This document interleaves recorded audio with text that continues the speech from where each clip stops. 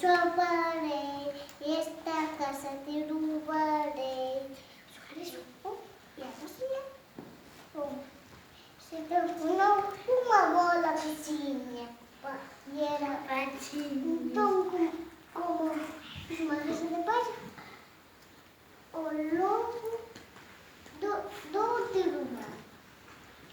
Então o porquinho pequeno foi correndo até chegar à casa de madeira.